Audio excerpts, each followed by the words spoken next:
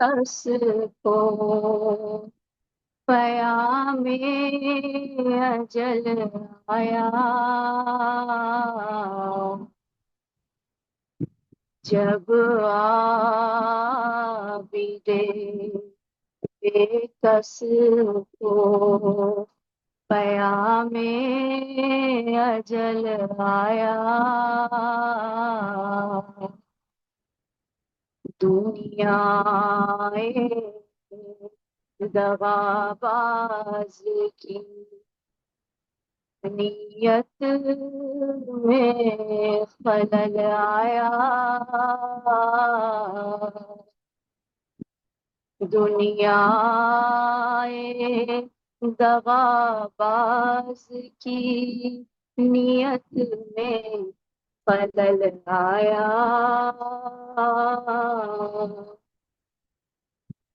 وہ زہر دیا جس سے سکون میں خلل آیا، وہ زہر دیا جس سے سکون میں خلل آیا، مانند حسن کٹ کے کلیجا نکل آیا، مانند حسن کٹ کے کلیجا نکل آیا، ظالم نے مریض شدید دلگیر کو مارا، ظالم نے مریض شدید دلگیر کو مارا، شبر کی طرح دل بر شبیر کو مارا، شبر کی طرح دل بر شبیر کو مارا،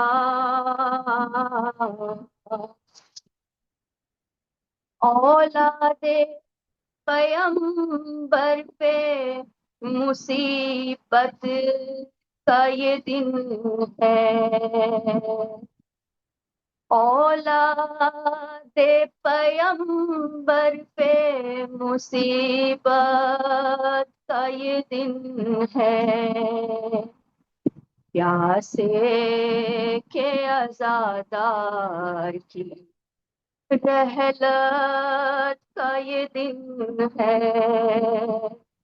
پیاسے کے عزادار کی رحلت کا یہ دن ہے،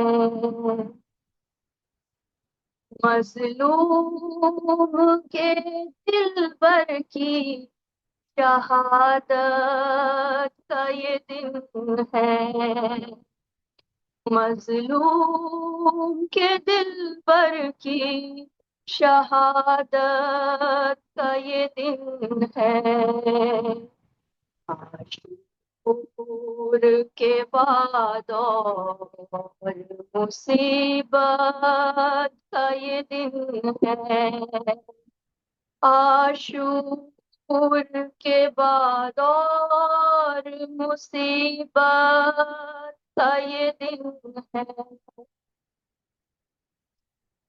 اس غم سے جگر چاک ہے صحرا پیتا، اس غم سے جگر چاک ہے صحرا بنتا، اٹھتا ہے عزادار حسین ابن علی کا اٹھتا دار حسین ابن علی کا.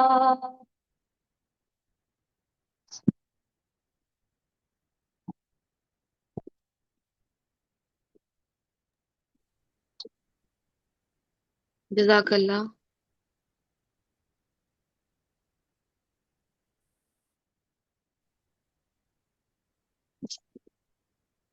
میں گزارش کرتی ہوں عالمہ شبنم زیدی صاحبہ سے کہ وہ آئیں اور خطابت کریں.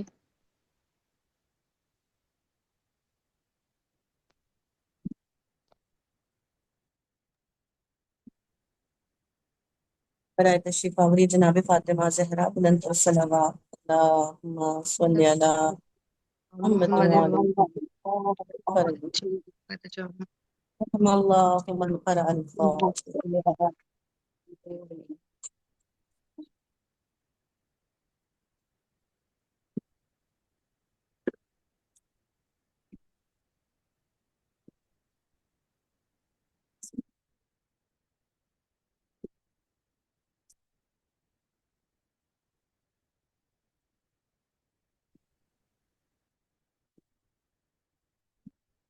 لا حول ولا قوة إلا بالله العلي العظيم. أعوذ بالله من الشيطان اللعين الرجيم. بسم الله الرحمن الرحيم. الحمد لله رب العالمين. الصلاة والسلام على أشرف الأنبياء والمرسلين سيدنا ونبينا وشفيع ذنوبنا وحبيب قلوبنا وطبيب نفوسنا مولانا مولى الثقلين جد الحسن والحسين أبي القاسم محمد اللهم صل على وآله الطيبين الطاهرين المعصومين المظلومين ولعنة الله على أعدائهم أجمعين. أما بعد فقد قال رسول الله صلى الله عليه وآله وسلم إن الحسين مصباح الهدى وسفينة النجاة. صلوات پڑھ دے محمد وعلى صلی علی محمد وعلى اچھل فرج. تمام تعریف تمام حمد و ثنا اس عظیم پروردگار کے نام کہ جو رحمان بھی ہے، رحیم بھی ہے، کریم بھی ہے، غفور بھی ہے اور ستار العیوب بھی ہے. وہ پروردگار عالم جو اول بھی ہے، آخر بھی ہے، ظاہر بھی ہے، باطن بھی ہے. اس پروردگار کی تمام نعمتوں پر اس کا جتنا بھی شکر کیا جائے کم ہے. وہ پروردگار جو بن مانگے بے حساب بے شمار نعمتیں عطا کرنے والا ہے. ہم اس کی کن کن نعمتوں کا شکر ادا کریں. عزیزان محترم، ہم اس پروردگار کی نعمتوں کو شمار بھی کرنا چاہیں تو چاہ کر بھی اس عظیم پروردگار کی نعمتیں شمار نہیں کر سکتے. اس لیے خود قرآن میں اللہ نے اعلان کر دیا وَإِن تَعُدُّوا نِعْمَةَ اللَّهِ لَا تُحْصُوهَا. اے میرے بندو، تم میری نعمتوں کو شمار بھی کرنا چاہو تو چاہ کر بھی میری نعمتوں کو شمار نہیں کر سکتے. پروردگار کا شکر ہے، اس کا احسان ہے جس نے ہمیں بے پناہ نعمتوں سے نوازا. اور سب سے بڑی نعمت جو ہمیں اور آپ کو عطا کر دی عزیزان محترم کہ اللہ نے ہمیں اہل بیت کا محب بنا کر دنیا میں بھیجا، اہل بیت کا چاہنے والا بنا کر دنیا میں بھیجا. اور اس سے بھی عظیم نعمت جو ہمیں عطا کی ہے کہ نہ صرف یہ کہ ہمیں محب اہل بیت بنایا بلکہ ہمیں عزادار حسین بنا کر دنیا میں بھیجا. کتنی بڑی یہ نعمت ہے، کتنے فخر کا ہمارے لیے مقام ہے کہ ہمیں اللہ نے حسین کا غم دے دیا ہمارے دلوں میں. اب دیکھیں ہر کسی کے دل میں یہ غم نہیں آتا ہے. معصوم فرماتے ہیں من اراد اللہ بہ الخیر، اللہ اپنے جس بندے کے لیے خیر کا ارادہ کرتا ہے قذف فی قلبہ حب الحسین، اس کے دل میں حسین کی محبت ڈال دیتا ہے. آج ہمارے دلوں میں اگر امام حسین کی محبت پائی جا رہی ہے تو اللہ کا شکر ادا کریں کہ اللہ نے ہمارے لیے خیر کا ارادہ کیا. اور عزیزان محترم، یہ وہ محبت ہے، یہ وہ غم ہے جو اللہ نے ہمارے دلوں میں ڈالا ہے، جو کبھی ختم ہی نہیں ہو سکتا ہے۔ اور میں کہوں گی کیوں ختم ہو یہ غم، کہ رسول اللہ نے آج سے 1400 سال پہلے یہ واضح لفظوں میں بتلا دیا تھا، انا لقتل الحسین حرارتا فی قلوب المومنین، بے شک میرے حسین کی شہادت مومنین کے دلوں میں آگ کی مانند جلتی رہے گی، اور یہ ایسی آگ ہے جو کبھی ٹھنڈی نہیں پڑ سکتی ہے۔ اور عزیزان محترم، یہی وجہ ہے کہ ہم دیکھ رہے ہیں کہ اللہ نے اس غم کے لیے کتنا بڑا اہتمام کیا، کہ فطرت کو بدل دیا پروردگار عالم نے، کہ ہم دیکھتے ہیں انسان کی فطرت یہ ہے کہ انسان کا کوئی اپنا اس سے جدا ہو جائے، کوئی اپنا اس سے بچھڑ جائے، کسی کا انتقال ہو جائے تو انسان اس کے غم میں روتا ہے، لیکن کتنا روتا ہے، سال بھر، 2 سال، 5 سال، 10 سال، پھر اس کے بعد اس کے آنسو خشک ہو جاتے ہیں، وہ غم ہلکا پڑ جاتا ہے، انسان پھر اس شدت سے گریہ نہیں کرتا۔ لیکن یہ امام حسین کا غم ہے، اللہ جانے کہ 1400 سال جس غم کو گزر چکے ہیں، لیکن اس کے باوجود لگتا ہی نہیں ہے کہ یہ 1400 سال پہلے کا غم ہے۔ جب بھی مجلس حسین میں ہم آتے، جب بھی نام حسین ہم سنتے ہیں تو ہمیں یہ غم ایسا تازہ محسوس ہوتا ہے، جیسے لگتا ہے کہ ابھی یہ کل کا واقعہ ہے، ابھی یہ چند دنوں پہلے کا واقعہ ہے۔ اور نہ صرف یہ کہ یہ غم کم نہیں ہوتا، بلکہ جیسے جیسے دن گزرتے جا رہے ہیں اس غم کی شدت میں اور اضافہ ہوتا جا رہا ہے، اس غم کی تڑپ میں اور زیادہ اضافہ ہوتا جا رہا ہے۔ عزیزان محترم، بے شک یہ غم حسین کبھی ختم نہیں ہو سکتا ہے، اور یہ اتنی بڑی نعمت ہے جو اللہ نے ہمیں عطا کی ہے، اور یہ نعمت، یہ عزاداری جو اللہ نے ہمیں عطا کی ہے، یہ نعمت کوئی معمولی نعمت نہیں ہے عزیزان محترم۔ اس کی عظمت کو سمجھیں کہ اللہ نے ہمیں جو یہ عزاداری جیسی نعمت دی ہے، دیکھیں جو کچھ آج ہمارے پاس ہے وہ اسی عزاداری کا صدقہ ہے۔ خدا کی قسم، جو کچھ ہمیں ملا ہے وہ اسی فرش عزا سے ملا ہے، انہی مجلسوں سے ملا، انہی عزاداری سے ملا ہے، حسین کے صدقے میں ملا ہے۔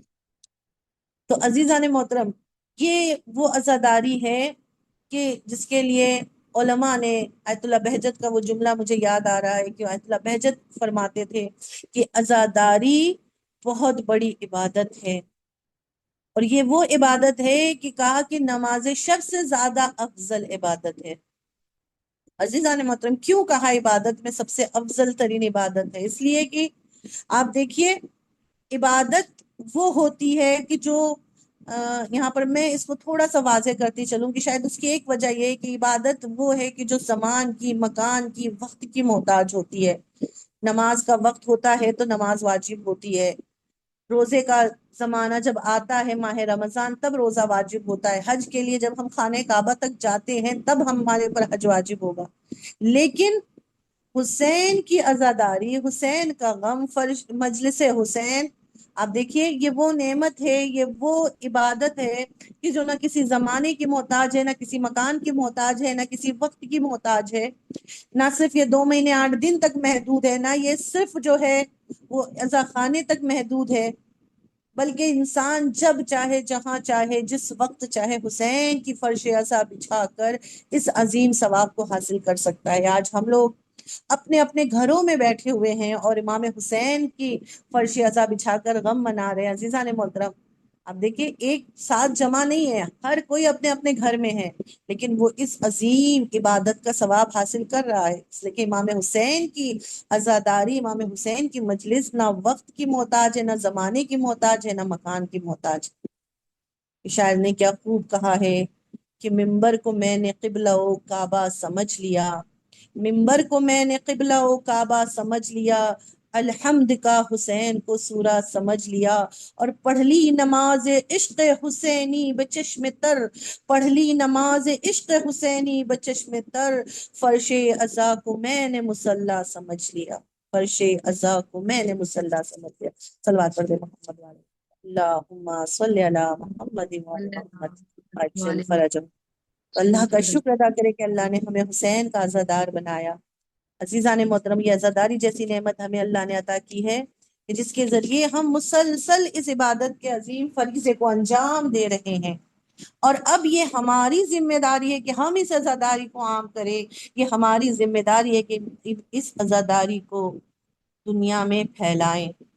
اور عزیزان محترم، آپ دیکھیے جب بات عبادت کی آتی ہے، بات جب عزاداری کو قائم کرنے کی آتی ہے، بات جب سجدے کی آتی ہے، بات جب نمازوں کی آتی ہے، تو ہمارے ذہنوں میں صرف ایک نام ابھرتا ہے، وہ نام کہ جس نے اس عزاداری کو قائم کیا، وہ ہستی کہ جس نے اس عزاداری کو گھر گھر تک پہنچایا، کربلا کے پیغام کو گھر گھر تک پہنچایا، جس نے ان نمازوں کو قائم کیا، جس نے سجدہ کر کے بتلایا کہ سجدہ کہتے کسے ہیں، سجدہ کرتے کیسے ہیں، اور وہ کوئی اور ہستی نہیں، یہ وہ امام ہے جسے سید وہ تو الساجدین نہیں زین ہوگا جو ہم لوگ سوچ رہے تھے کہ یہ اسی سے گھر بیزار گھر میں ہوگا اور مسلے پلٹ پڑے گا، کبھی آباد نہ ہوتے، تو وہ تو ہر مشکل ہے گھر میں مسلے کیونکہ کبھی پورا آنکڑے آباد میں نہ اس نے ہوتے، ڈالا ہوا ہے. یہاں میں امینہ اگر کا ہوگا، سید آپ میوٹ کر سجاد نہ لیجیے ہوتے۔ پلیز. unless he صلوات harms her محمد children. اللہم صلی علی محمد وعلی محمد وعجل فرجہم۔ تو عزیزان محترم، آج ہم سب یہاں پر چوتھے امام کی آ چکے شہادت کی یہ تاریخ تھی، اس لیے ہم سب جمع ہوئے ہیں پرسہ دینے کے لیے، کسے؟ خود امام حسین کو پرسہ دینے کے لیے ہم سب جمع ہوئے، اپنے وقت کے امام کو پرسہ دینے کے لیے جمع ہوئے ہیں۔ کس کا پرسہ دینے کے لیے؟ وہ جو 72 کا سوگوار، وہ جو 72 کا عزادار، وہ امام کے جو سید الساجدین ہیں، وہ امام کے جو زین العابدین ہیں۔ عزیزان محترم، آپ سب جانتے ہیں امام، چوتھے امام کا یہ بہت مشہور لقب ہے کہ آپ کو زین العابدین کا، یعنی عابد گزاروں کی زینت، عابدین کی زینت۔ دیکھیے عابد کہتے کسے ہیں اور زین العابدین کون ہے؟ عابد وہ ہے کہ جو اللہ کی عبادت کرے، وہ عابد کہلاتا ہے، لیکن زین العابدین وہ ہوتا ہے کہ جو اللہ کے معیار پر عبادت کرے، ایسی عبادت کرے، ایسا ایسا ایسی عبادت کرے کہ جیسا وہ معبود ہے، ایسا سجدہ کرے جیسا وہ مسجود ہے۔ اب آپ ساری دنیا میں جا کر دیکھ لیں، آپ کو عابد تو ضرور مل جائیں گے، مگر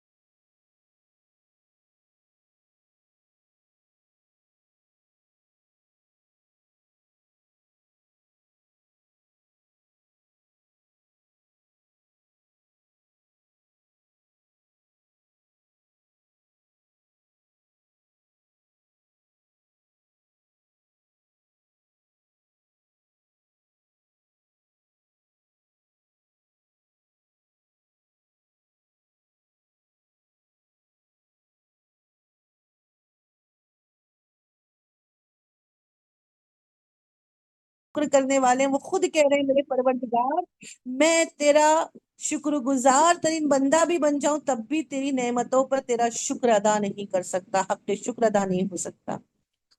تو آپ سوچیے کہ وہ امام ہمیں دنیا میں یہ پیغام دے رہے ہیں کہ اللہ کی نعمتوں پر کس طرح سے اس کا شکر ادا کرنا چاہیے۔ عزیزان محترم، جتنا بھی انسان شکر کر لے خدا کی نعمتوں پر حقیقی شکر ادا نہیں ہو سکتا، اور ہم تو وہ شکر بھی نہیں کرتے کہ ہم ہر نعمت پر کہاں اس اللہ کا شکر ادا کرتے ہو۔ شاید یہی وجہ ہے کہ آپ دیکھیے اللہ نے بھی کہیں بھی کمی کا، قلت کا اظہار نہیں کیا ہے، جبکہ بہت سے دنیا میں ایسے بندے ہیں جو نماز نہیں پڑھتے، روزہ نہیں رکھتے، عبادت خدا نہیں بجا لاتے، لیکن اللہ نے کہیں نہیں کہا میرے نماز گزار بندے کم ہیں، میرے روزہ رکھنے والے بندے کم ہیں، میری عبادت کرنے والے بندے کم ہیں، نہیں کہا اللہ نے۔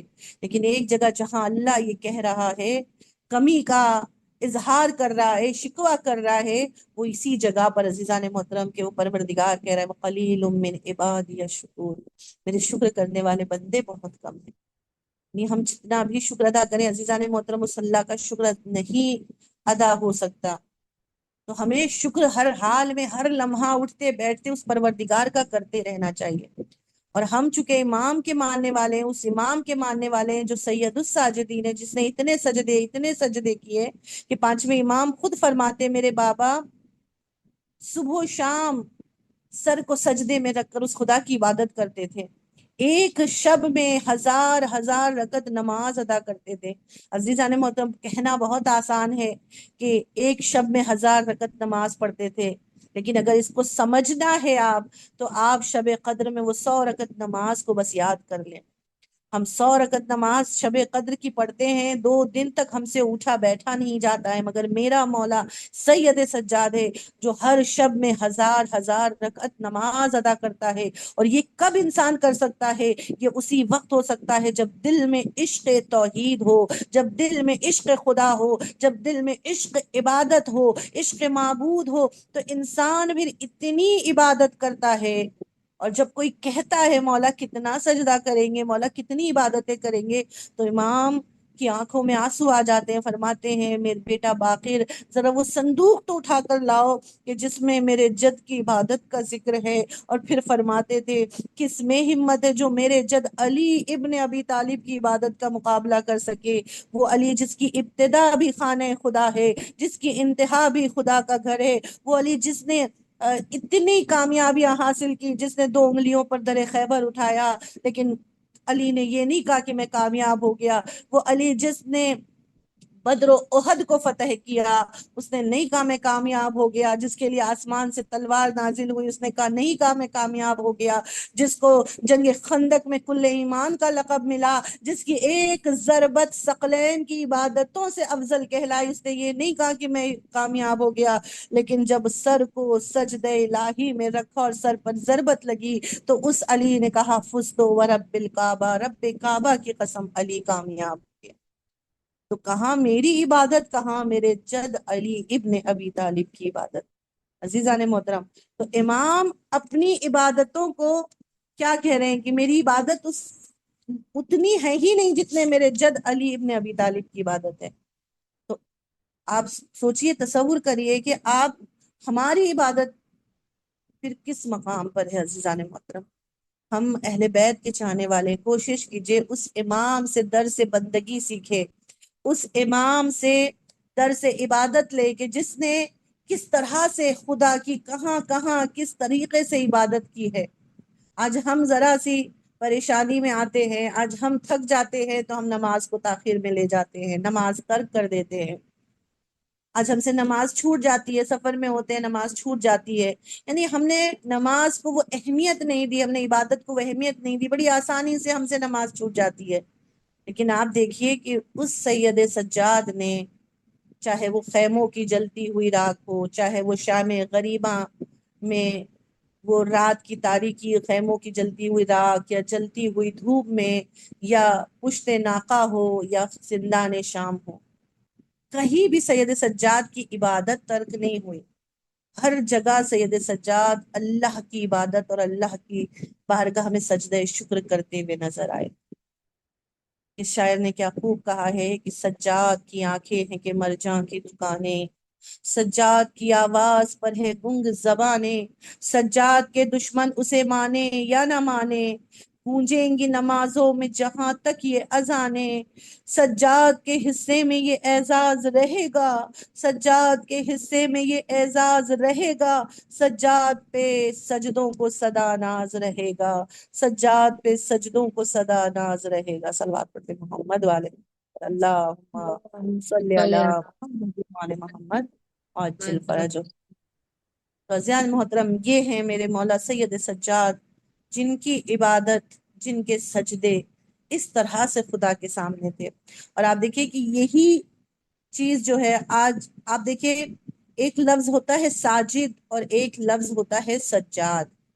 دونوں کے معنی اگر دیکھا جائے تو ظاہری طور پر عام طور سے یہ ایک ہی معنی میں استعمال ہوتے ہیں، لیکن ان کے درمیان میں اگر ہم دیکھیں تو بہت بڑا فرق پایا جاتا ہے۔ ساجد کون ہے؟ جو سجدہ کرنے والا ہے اسے ساجد کہتے ہیں۔ سجاد کسے کہتے ہیں؟ جو کثرت سے سجدے کرے۔ تو ہر سجاد ساجد ہوتا ہے مگر ہر ساجد سجاد نہیں ہوتا۔ کہا ساجد اور سجاد میں فرق یہی ہے کہ جو پست ہو کر سجدہ کرے اسے ساجد کہتے ہیں، اور جو علی ہو کر سجدہ کرے اسے سجاد کہتے ہیں۔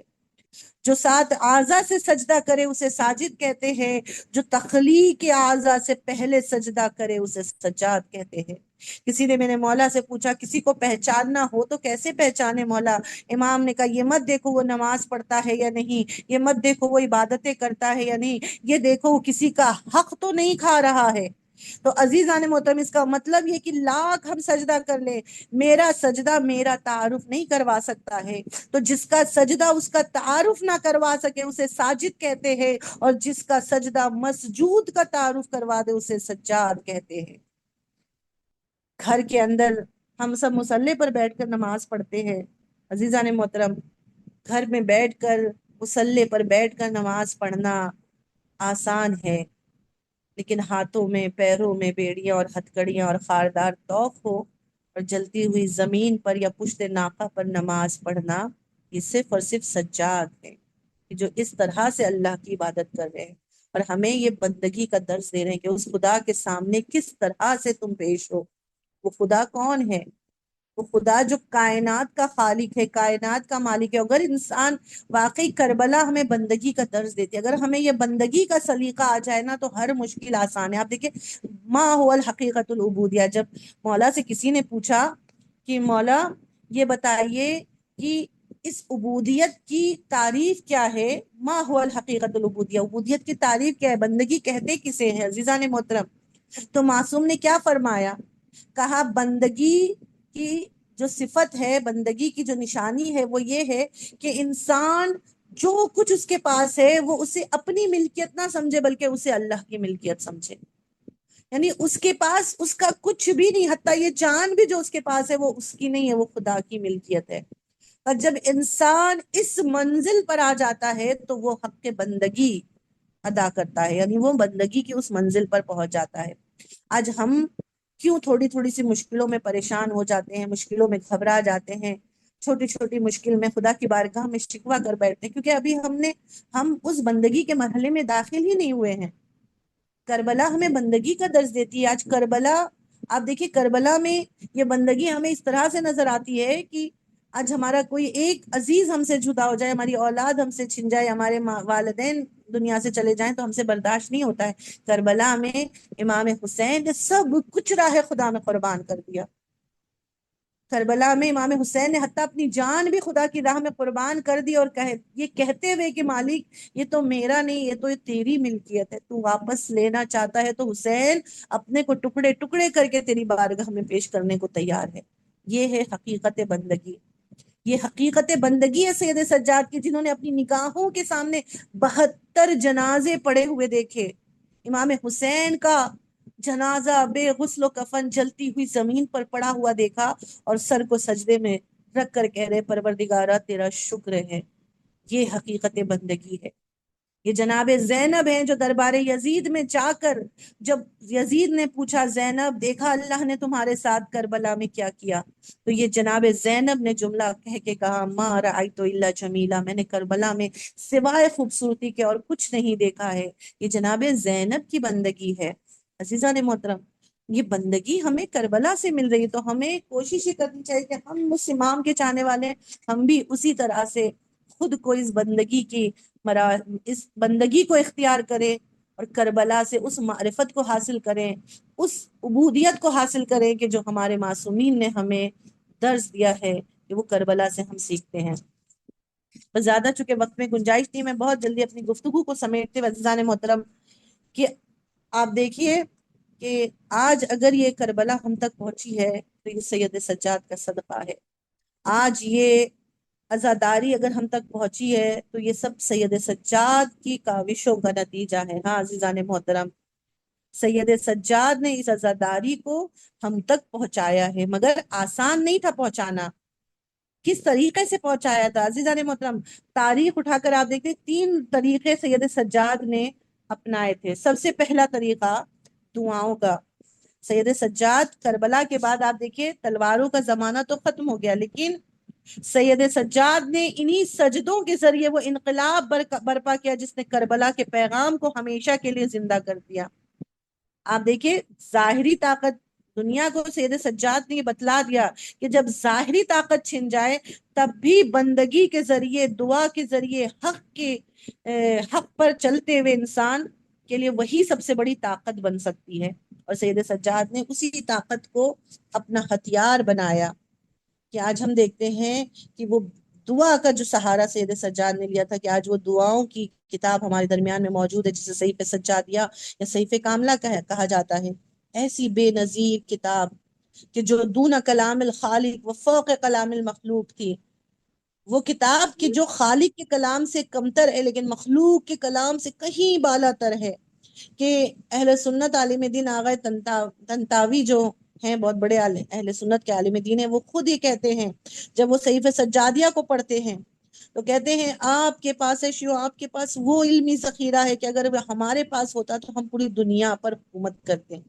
کس طرح سے امام نے دعا کا سہارا لیا، دعا پر تو پابندی نہیں کر سکتے تھے، امام نے اسی دعا کو اپنا ہتھیار بنایا، اسی دعا کو اپنے لیے جو ہے وہ سہارا بنایا۔ توحید کا درس، اخلاق کی تربیت، معاشرتی ذمہ داری، والدین کے حقوق، پڑوسیوں کے حقوق، یعنی کون سی ایسی چیز ہے جو امام نے درس ان دعاؤں کے ذریعے ہمیں نہیں دیا؟ لیکن ہم اس دعا کو کتنا پڑھتے ہیں، کتنی ہم نے اس دعاؤں کو پڑھنے کی زحمت کی۔ عزیزان محترم، کوشش کریں کم سے کم صحیفہ سجادیہ، مناجات امام سید سجاد، ان کو اٹھا کے پڑھے، اس میں دیکھیں مولا کس طرح سے بندگی کا درس دے رہے ہیں، مولا کس طرح سے خدا کی معرفت کا درس دے رہے ہیں۔ تو پہلا طریقہ جو سید سجاد نے اپنایا کربلا کو ہم تک پہنچانے کا، وہ دعا کا سہارا لیا، خدا سے گفتگو کرنے کا ہمیں سلیقہ سکھایا۔ خدا کی قسم اگر یہ سید سجاد کی دعائیں نہ ہوتی تو ہمیں پتہ نہیں ہوتا خدا کا شکر کیسے کرنا چاہیے، خدا کی عبادت کیسے کرنی چاہیے، خدا کا سجدہ کیسے کرنا چاہیے، سب کچھ ان دعاؤں میں سید سجاد نے ہمیں بتلا دیا عزیزان محترم۔ اور دوسرا طریقہ جو میرے مولا نے اپنایا وہ تھا غلاموں کی تربیت۔ امام کثرت سے غلام خریدتے تھے، اب غلام کی خریداری پر بھی پابندی نہیں تھی، امام غلاموں کو خریدتے تھے، مگر خرید کر ان سے غلامی نہیں کرواتے تھے، بلکہ ان کو خرید کر گھر میں لاتے تھے اور پھر ان کی تربیت کرتے تھے۔ 1 سال تک ان کو اپنے درمیان میں رکھ کے محمد والے محمد فرجو تو عزیزان محترم، امام غلاموں کی تربیت فرجو کرتے تھے، کثرت سے غلام خریدتے اور خرید کر پھر 1 سال تک ان کی تربیت کرتے، انہیں ان کی تبلیغ کرتے، ان پر کام کرتے، اور پھر 1 سال بعد جب اس کی تربیت ہو جاتی تو پھر اسے آزاد کر دیا کرتے تھے۔ اور جب وہ آزاد ہوتا تھا تو وہ غلام بن کر نہیں جاتا تھا بلکہ مولا کا شیعہ بن کر آزاد ہوتا تھا، اور پھر اسے اس کے شہر میں بھیجتے تھے، کہتے تھے جاؤ کربلا کے پیغام کو اپنے شہر میں جا کر لوگوں تک پہنچاؤ۔ یہ کربلا ایسے ہی ہم تک نہیں پہنچی ہے، بڑی محنت کی ہے سید سجاد نے اس کربلا کو ہم تک پہنچانے میں۔ خدا کی قسم اگر سید سجاد نہ ہوتے، اگر زینب نہ ہوتی، سید سجاد نہ ہوتے تو یہ کربلا کربلا میں ہی دفن ہو جاتی۔ آج اگر یہ کربلا ہم تک آئی ہے نا تو یہ سید سجاد کی انہی محنت کا اثر کی وجہ سے آئی. عزیزان محترم، غلاموں کو کربلا کے بارے میں بتاتے، غلاموں کی تربیت کرتے اور پھر انہیں آزاد کر دیتے تھے. تو یہ دوسرا طریقہ تھا جس سے سید سجاد نے اس کربلا کو زندہ رکھا، ان عزاداریوں کو ہم تک پہنچایا، اس عزاداری کو زندہ رکھا. اور تیسرا جو راستہ تھا جس کے ذریعے سے سید سجاد نے اس عزاداری اور ان کربلا کو ہم تک پہنچایا، وہ تھا آپ کا گریا. بے پناہ سید سجاد گریا کرتے تھے. مطلب گریے کو اپنے آپ نے اپنا ہتھیار بنا لیا تھا، گریے کو آپ نے اپنا اسلحہ بنا لیا تھا. آپ دیکھیں گریے پر بھی کوئی پابندی نہیں کر سکتا ہے، اس لیے کہ گریا کرنا تو انسان کی فطرت ہے نا. واقع کربلا سے آنے کے بعد سید سجاد جب تک زندہ رہے آپ صرف اور صرف گریا کرتے رہے. سڑک پر کوئی ہنس رہا ہو تو کوئی اس سے جا کر سوال نہیں کرے گا کہ تم کیوں ہنس رہے ہو، لیکن اگر کوئی رو رہا ہے تو وہ چاہے کسی بھی مکتب کا، کسی بھی مذہب کا، کسی بھی طبقے کا انسان ہو، اگر وہ رو رہا ہے اور کسی کے دل میں اگر انسانیت ہے تو وہ اس سے آ کر ضرور یہ سوال کرے گا کہ بھائی تم رو کیوں رہے.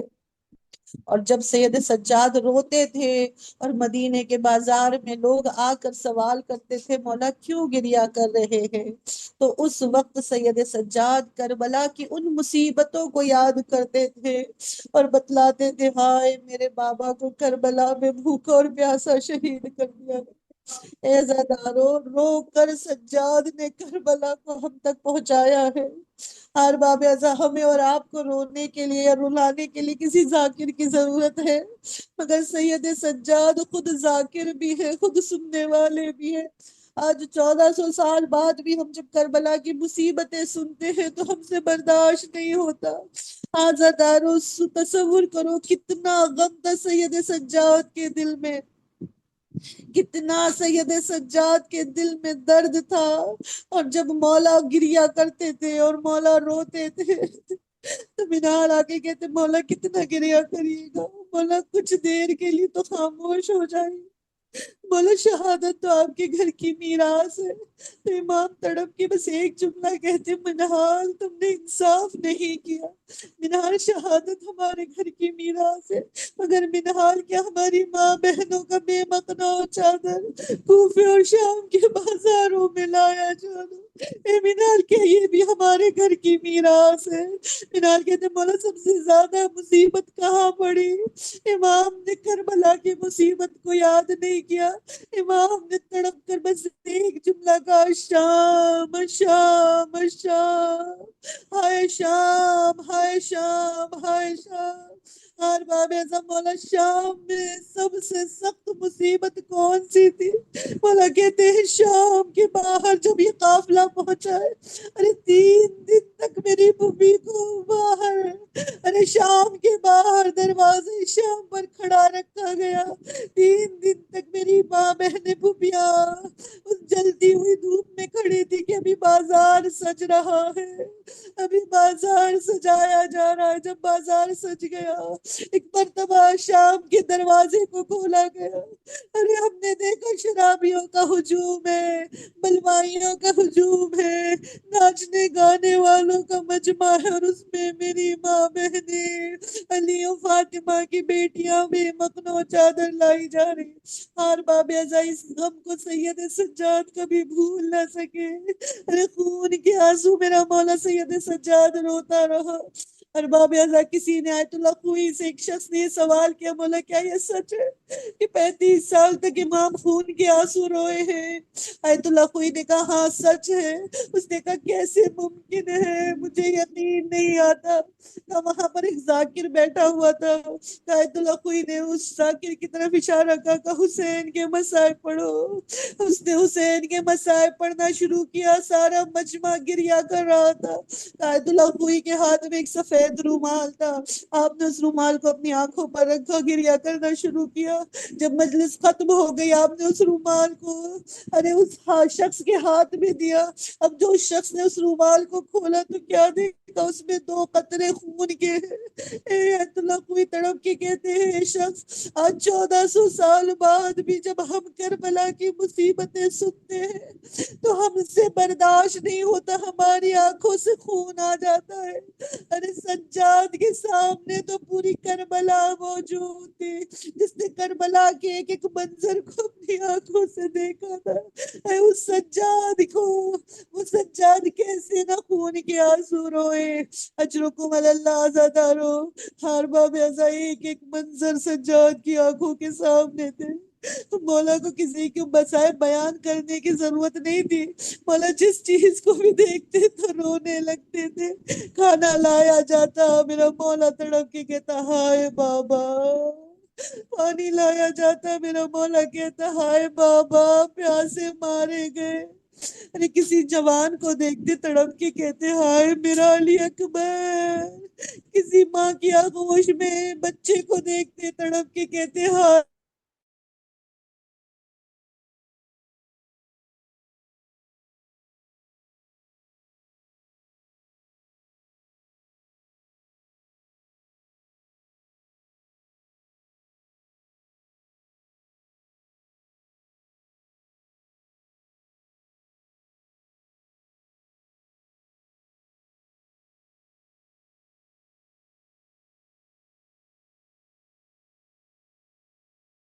دیکھ رہی تھی بہن کی نگاہوں کے سامنے ارے اس کے بھائی کے گلا ذبح کیا جا رہا تھا۔ آزادارو آج اس امام کی شہادت کی تاریخ ہے۔ ارباب ازا روایت کہتی ہے امام کا جب آخری وقت آیا ہے نا، امام زہر کی شدت سے جسم امام کا، امام تڑپ رہے ہیں مچھلی کی طرح۔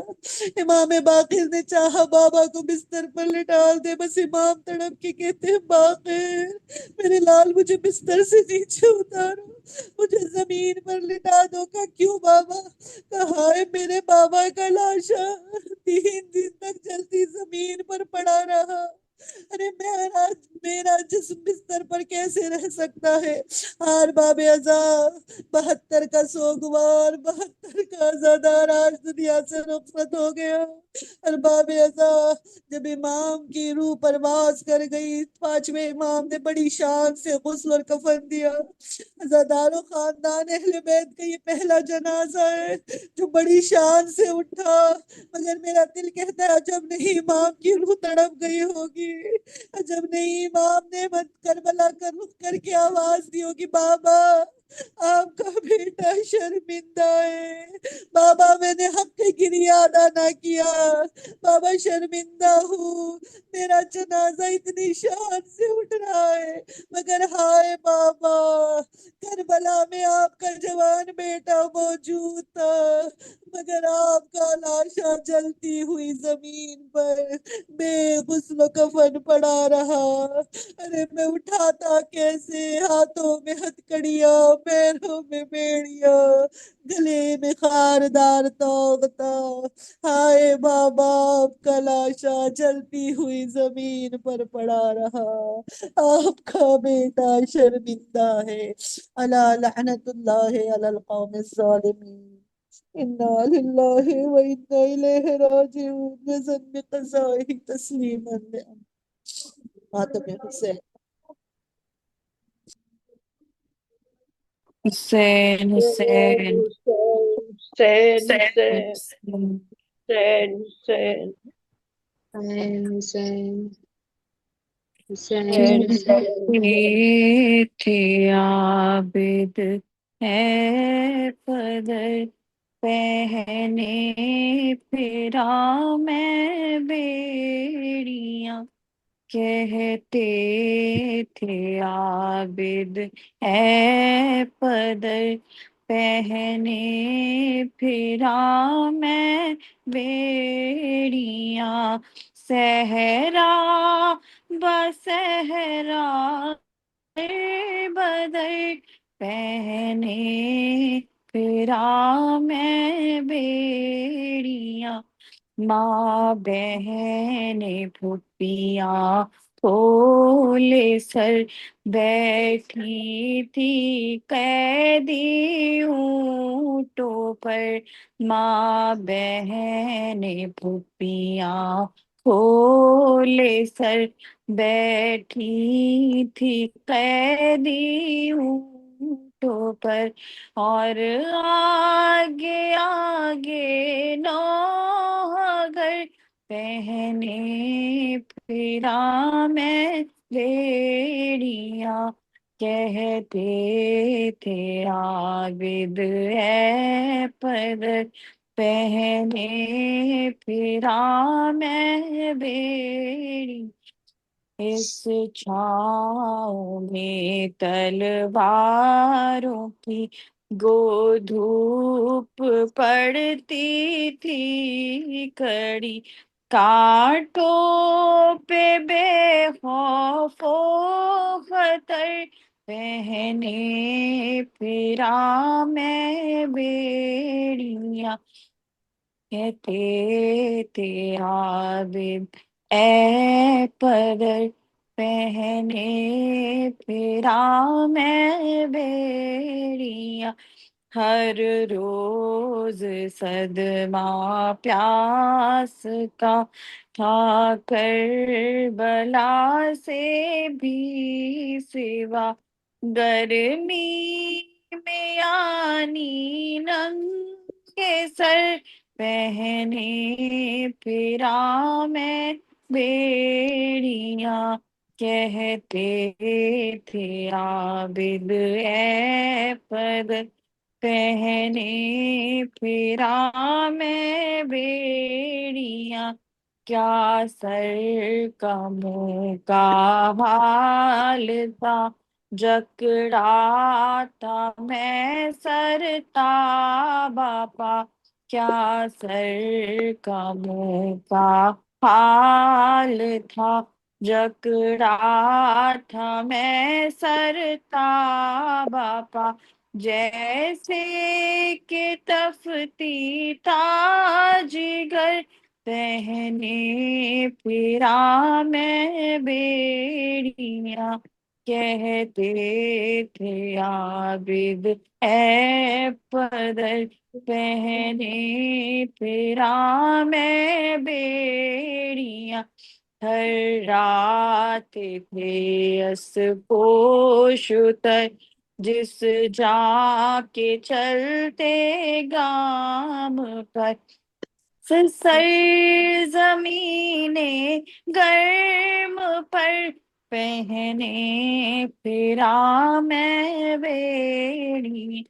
کہتے تھے عابد اے پدر پہنے پھرا میں بیڑیاں، شکوہ ہے رستے سے سوا ایذائے شہر شام کا، شکوہ ہے رستے سے سوا ایذائے شہر شام کا، تکلیف سے گورا بھر پہنے پھرا میں بیڑیاں، کہتے تھے عابد اے پدر پہنے پھرا میں بیڑیاں، صحرا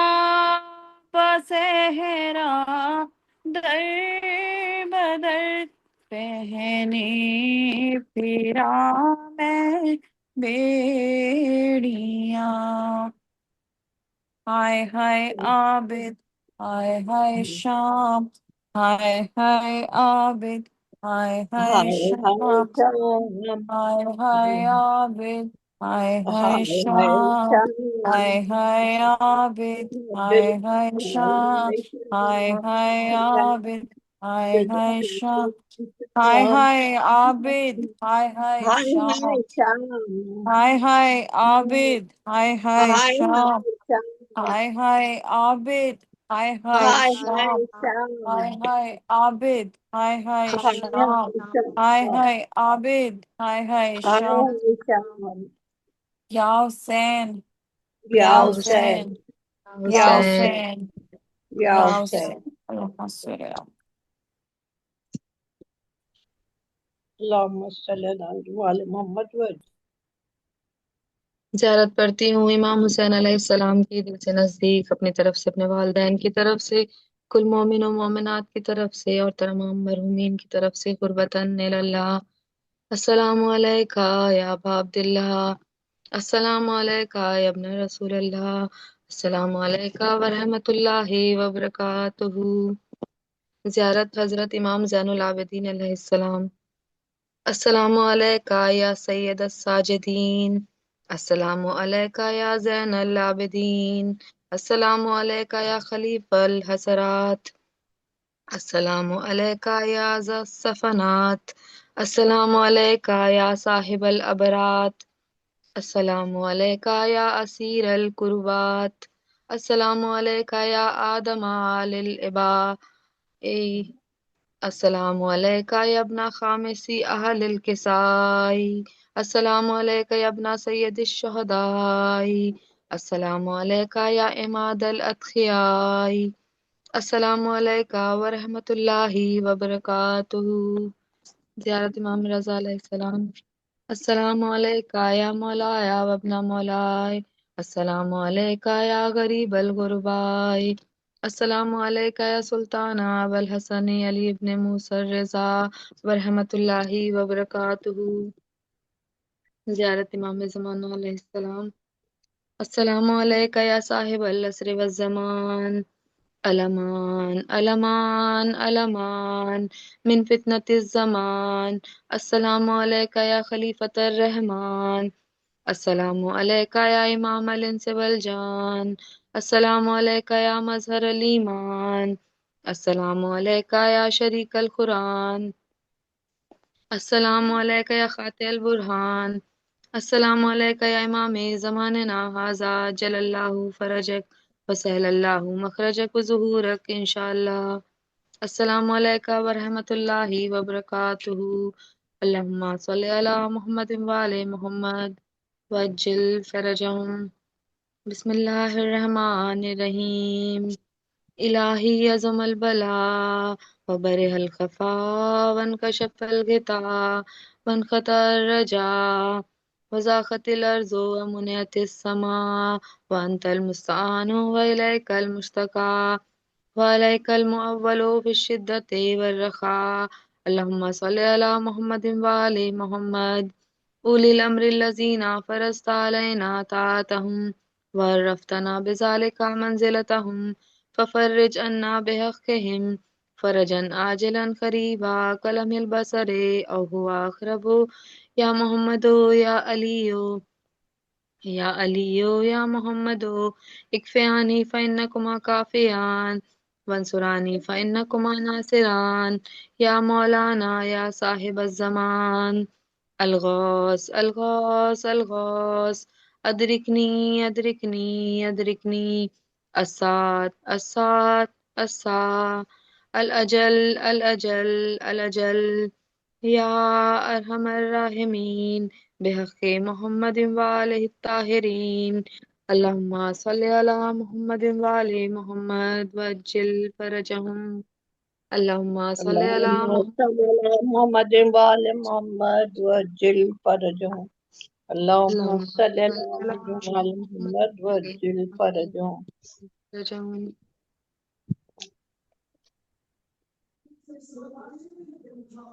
Jazakallah everyone for reciting, for joining. Inshallah, پہلی سفر ملتے ہیں۔